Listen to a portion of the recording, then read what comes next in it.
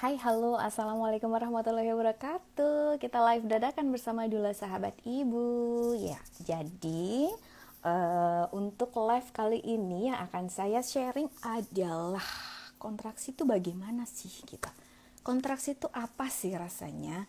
Biasanya pertanyaan ini selalu didapatkan dari ibu yang sudah mendekati hari H atau hari HPL-nya.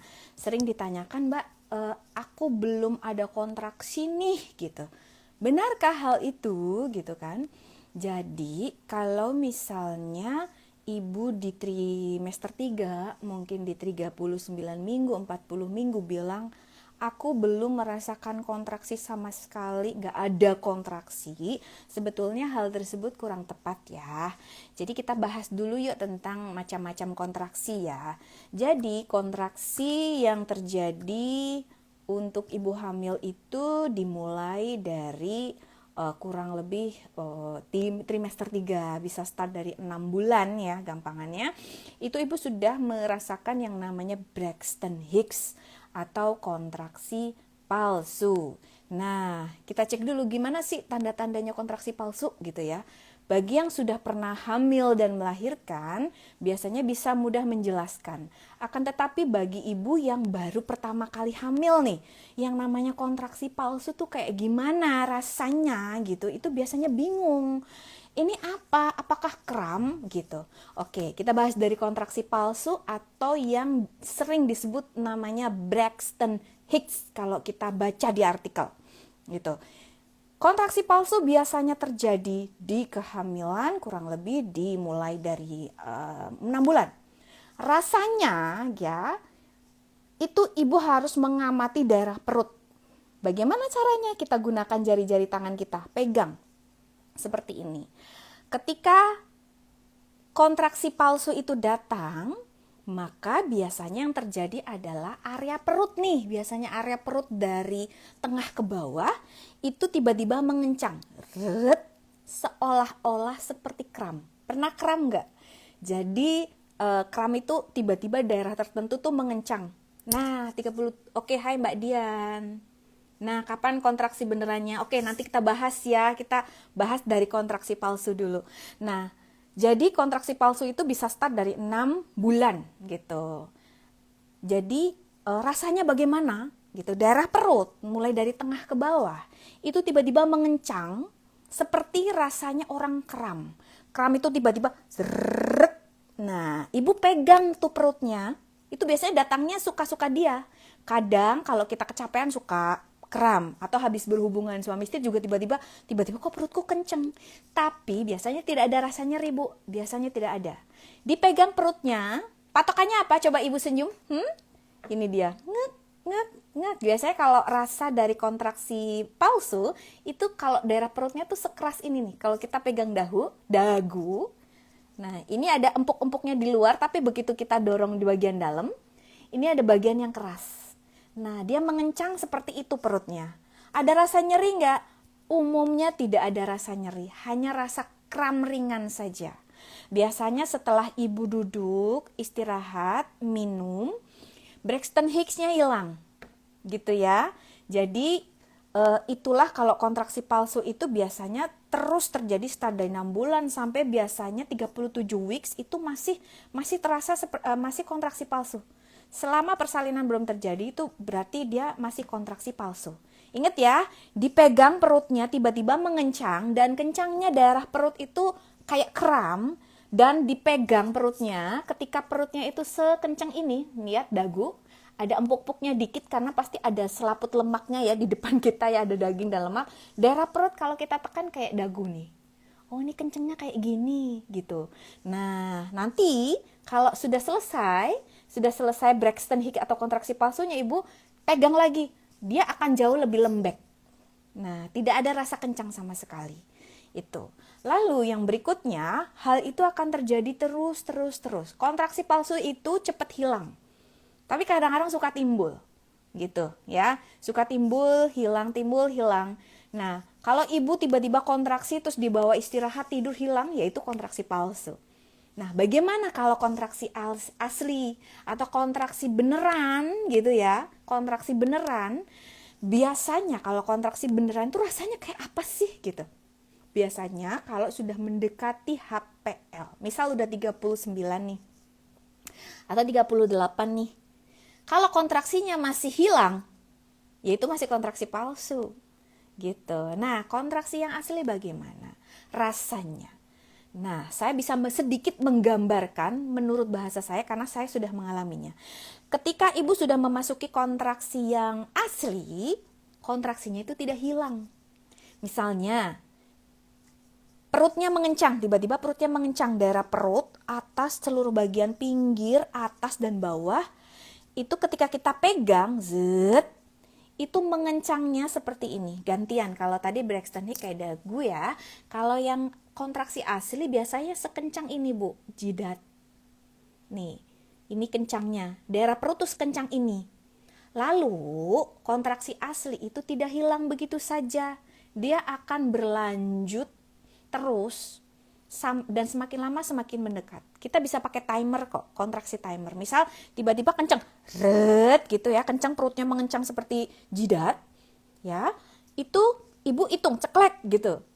Misalnya awal tuh setengah jam sekali. Tiba-tiba memendek menjadi 20 menit sekali. 15 menit sekali, 10 menit rata-rata, 7 menit sekali, dan itu tidak hilang terus menerus. Ada rasa nyerinya nggak Bu? Gitu.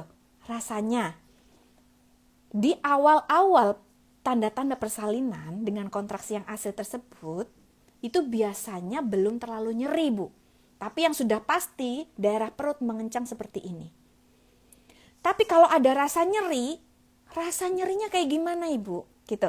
Ketika Ibu tanya rasa nyeri waktu kontraksi asli itu kayak gimana sih gitu. Jadi kalau bisa saya bilang itu antara perpaduan nyeri haid.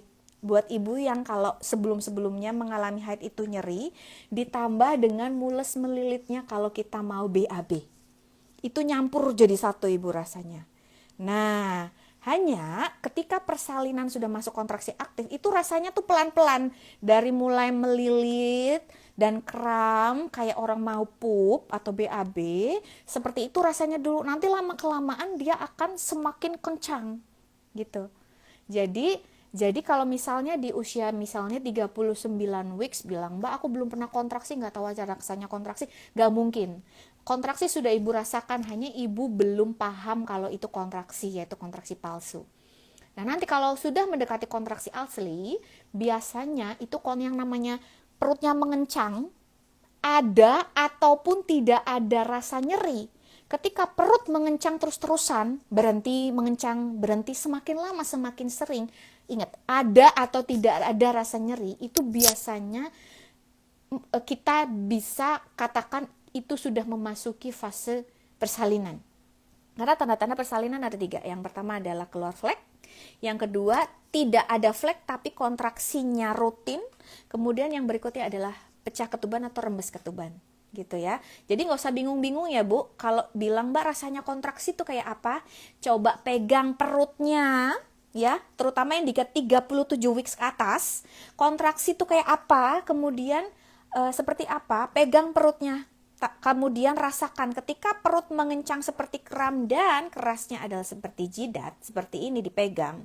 Dan itu merata mulai dari perut kiri, kanan, atas, bawah, tengah, itu kuencang seperti kramnya dan kencangnya seperti ini. Itu ibu sedang kontraksi rahim. Rahimnya sedang berkontraksi. Ada ataupun tidak ada rasa nyeri. Yang namanya perut, kalau rahim lagi mengencang dan ditandai perut mengencang seperti jidat, itu ibu sedang merasakan kontraksi. Bedanya nanti kalau sudah memasuki sudah memasuki kontraksi yang beneran ya, kata Mbak Dian tadi, itu kontraksinya nggak berhenti, nggak hilang sama sekali, berlanjut terus-terusan. Mulai dari yang rasanya kita masih senyum kayak gini, kencang, iya ini lagi kontraksi gitu kan. Tiba-tiba lambat-kelamaan ini kok tambah kenceng ya gitu. Jadi mulai yang bisa kayak gini, mulai mendatar sampai gitu. Jadi seperti itu. Nggak usah bingung ya ibu-ibu. Nah, kira-kira ada yang mau ditanyakan nggak tentang kontraksi? Nah, 37 sudah sering kontraksi palsu. Kapan buat kontraksi benerannya? Ya, itu dia. Kita tunggu Mbak Dian. Udah masuk panggul. Nah, perut kadang-kadang nyeri. Nah, pokoknya kalau nyerinya bukan mengencang perutnya kayak ini tuh bukan kontraksi ya Mbak Dian ya. Bisa jadi tuh memang karena posisi bayinya yang sudah di bawah. Dia menekan daerah apa namanya? Di atas vagina itu kan ada round ligamen. Biasanya kalau posisi kepala di bawah kita gerak ngilu gitu, ngilu ya. Itu biasanya macam-macam itu karena round ligamen, ngilu gitu. Nah, kontraksi bukan selama perut ibu tidak mengencang, mengeras kayak kram dan kencangnya kayak jidat, berarti itu bukan kontraksi ya ibu-ibu. Ya, Mbak Hana, 33 week sudah mulai kontraksi palsu, kenceng banget perutnya. Nah, iya itu kontraksi palsu. Gimana sih biar tetap menghilang gitu? Biasanya kontraksi palsu dipicu oleh beberapa hal, Bu.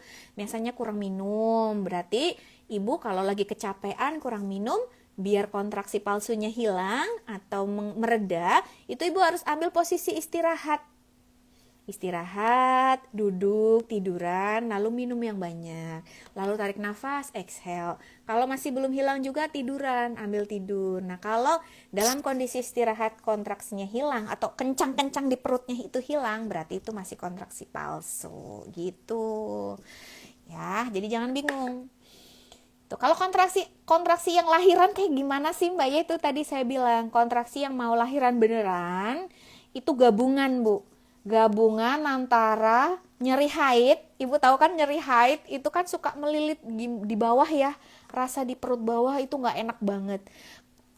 Rasa ketika kita nyeri haid ditambah mules melilitnya kita mau BAB, kemudian ditambah bagian belakang itu bagian punggung bawah terutama deket tulang ekor itu pegel, itu rasanya campur aduk. Seberapa levelnya, mulai dari level 1, 2, 3 biasa masih bisa senyum, kekencangannya dan nyerinya 4, 5, 6 udah mulai gitu, sampai 6, 7, 8 gitu. Jadi tanda-tandanya seperti itu, hanya level kekencangannya dan nyerinya aja yang berbeda-beda, tapi ciri-cirinya sama ya, campuran kayak gitu Bu. Pernah nggak Bu nyeri haid berbarengan sama BAB mules? Campur ya rasanya ya lah, seperti itulah gambaran kalau mau melahirkan rasa mules-mulesnya, hanya nanti beda kekencangannya. Nanti ada, kalau diibaratkan rasa nyeri 1 sampai 10, nanti ada masing-masing tuh. Nyerinya masih di level berapa? Masih 1, 2, 3, masih bisa senyum gitu ya, masih bisa gerak gitu.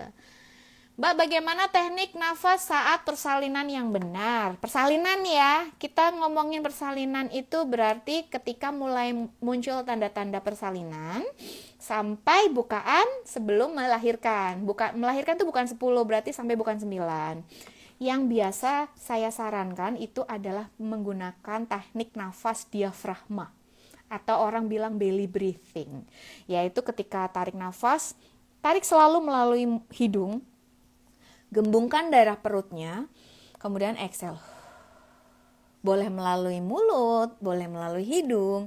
Itu selama persalinan ya Bu, persalinan. Jadi selama bukaan itu berlangsung, usahakan ibu menggunakan belly breathing atau diafragma breathing. Untuk apa? Itu untuk menjaga ritme nafas ibu ya. Hindari nafas dada kalau lagi persalinan. Misal bukan 1, 2, 3, 4. Karena apa? Kalau ibu pakai nafas dada, yang naik turun itu dadanya, ibu akan apa? Nafasnya pendek-pendek, akan lebih cepet capek. Pasokan oksigennya juga tidak optimal gitu. Jadi usahakan selama persalinan gunakan teknik diafragma breathing atau sering dikenal dengan belly breathing. Gitu Mbak Dian. Oke, dari Mbak Cindy. Apakah tanda pembukaan selalu disertai dengan flek darah atau tidak? Tidak. Jadi seperti yang saya sebutkan tadi, tanda pembukaan itu kurang lebih dijabarkan jadi 3. Yang pertama, munculnya flek darah. Kemudian setelah flek darah biasanya proses berikutnya disertai dengan kontraksi. Kontraksi yang putus. Jadi terus-terusan kontraksi, tidak berhenti, tidak hilang begitu saja. Lalu yang berikutnya, tanpa flek darah, tetapi diawali dengan kontraksi. Kontraksi yang rutin 5 menit sekali non-stop, tiba-tiba mulai dari rata-rata 10 menit kok tambah dekat. Udah tambah dekat kok tambah kuat. Tidak berhenti selama 1 jam. Jadi hitungannya 5-1-1 ya Bu ya. Jadi kontraksi 5 menit sekali, panjang kontraksinya 1 menit, dan selama 1 jam minimal, itu tidak berhenti, itu sudah bisa dikatakan tanda-tanda dari persalinan gitu ya. Nah biasanya kemudian yang berikutnya adalah pecah ketuban atau rembes. Itu juga bisa jadi tanda-tanda persalinan gitu. Nah tanda pembukaan ya nanti kita tahu pembukaan atau belum harus ke dokter atau ke bidan, kita cek melalui pemeriksaan dalam untuk mengetahui sudah ada pembukaan atau belum. Yang pasti itu 3 ciri-cirinya. Buat tahu ada pembukaan, yaitu dia walaupun tidak ada flek, pembukaan itu biasanya diketahui dari pemeriksaan dalam Mbak Dian. Jadi yang akan melakukan pemeriksaan nanti kalau ibu ke klinik dicek melalui pemeriksaan VT, biasanya namanya vaginal touch, di mana dari jari-jari para provider, misal dokter atau bidan itu masuk melalui melakukan pengecekan, masuk ke vagina, lalu dicek, oh Mbak ini sudah ada pembukaan nih gitu. Walaupun tidak ada flek, tapi sudah ada kontraksi rutin yang 5-1-1 tadi, itu biasanya bisa dicek dan nanti ketahuan melalui vaginal touch gitu. Panggul sempit, penjelasan tentang panggul sempit, apa yang mau ditanyakan nih Mbak Encin? Karena panggul sempit itu menurut pandangan saya sendiri tidak bisa dilihat melalui mata dari depan. Kelihatannya kecil, panggul, jangan-jangan kamu panggul sempit nih. Iya, harus ada pemeriksaan ibu, diperiksa sama dokter gitu. Kemudian melalui pemeriksaan antropometri juga. Antropometri ini Bu, pengecekan tulang panggul gitu. Dan yang perlu ibu ketahui, genetik dari perempuan atau wanita itu pasti jauh lebih besar panggulnya tuh daripada laki-laki Bu. Dan panggul ibu itu nggak kaku, dia memiliki sendi gitu. Jadi yang penting ketika ibu dapat misalnya kayaknya panggulku kok sempit gitu kelihatannya, itu nggak bisa dijadikan patokan Bu, harus diperiksa, maksudnya harus ada pemeriksaan, dinilai sama dokter gitu, dan kita harus tahu bahwa panggul wanita itu nggak kaku, ada sendi yang bisa membuat yang namanya panggul itu ngebuka. Nah, besok next time kita bahas tentang inlet, outlet, sama mid pelvis ya, pakai peraga biar lebih jelas. Gitu ya Mbak Encin ya. Jadi memang tidak bisa kita nilai hanya dari pandangan mata saja. Apalagi yang nilai itu tetangga gitu ya, pakai penilaian tetangga. Kamu pinggulnya kecil banget, emang kamu bisa lahiran normal? Nggak bisa dipakai jadi patokan, nggak bisa. Atau panggul atau penilaian dari teman-teman gitu ya, biarkanlah apa kata tetangga. Ya, jangan jadikan omongan tetangga, omongan teman itu patokan gitu, nanti malah jadi kepikiran gitu ya. Jadi Tuhan sudah menciptakan manusia itu sempurna, panggul laki-laki, panggul perempuan. Kalau sudah diperiksa gimana ibu? Nah, kalau sudah diperiksa siapa ini? Apakah dokternya bilang panggulnya sempit? Oke, nanti tinggal didiskusikan ke dokternya, dok. Panggulnya tuh sesempit gimana dok? Gitu. Misalnya change saya itu harus bagaimana? Kan kita tahu panggul itu tidak kaku, dia bisa ngebuka gitu. Dan biasanya saran-saran yang diberikan kalau misalnya ada dokter sudah periksa, oh ini panggulnya sempit nih, sempitnya sesempit apa gitu. Misalnya ibu merencanakan pengennya persalinan vaginal nih, pervaginal gini, langsung ibu harus tanya detailnya sama dokter gitu, sesempit apa nih dok gitu, kemudian apa yang harus saya lakukan gitu. Misalnya apakah saya harus menjaga berat badan bayi saya, misal ibu bayinya yang penting jangan besar-besar ya gitu, kemudian jangan sampai 4 kilo juga gitu. Jadi biasanya proporsional bayi itu disesuaikan loh sama tubuh ibu gitu. Jadi biasanya ibu dengan proporsional tertentu ya bayinya. Kalau tidak ada kejadian diabetes ya, diabetes ibu hamil ya biasanya nggak gede-gede banget, sesuai lah sama panggul ibu. Detilkan lagi Mbak Encin ya, kalau kalau ke dokter nanti ditanya detilnya, apakah panggulnya sempitnya kayak gimana nih dok gitu, saya boleh dikasih penjelasan nggak nih dok, kalau sempit itu sama kayak kaku nggak dok gitu, kalau misalnya sempit chance-nya untuk melahirkan, saya untuk melahirkan pervaginal bagaimana dok gitu kan. Ada yang namanya inlet ya, panggul atas, ada yang namanya mid pelvis, panggul tengah, dan ada yang namanya outlet, panggul yang bagian bawah itu pintu-pintunya, pintu panggul tuh ada 3, jadi kita harus detail. Nanti kita bahas lagi ya Mbak Cin ya untuk panggulnya ya. Induksi alami. Oke, sorry untuk Mbak Dian, ini kebetulan ada panggilan alam, jadi demikian untuk kontraksinya, nanti kita bantu, kita share lagi untuk next live-nya ya. Terima kasih atas perhatiannya, terima kasih. Udah ada panggilan alam. Oke, wassalamualaikum warahmatullahi wabarakatuh. Sampai ketemu lagi next.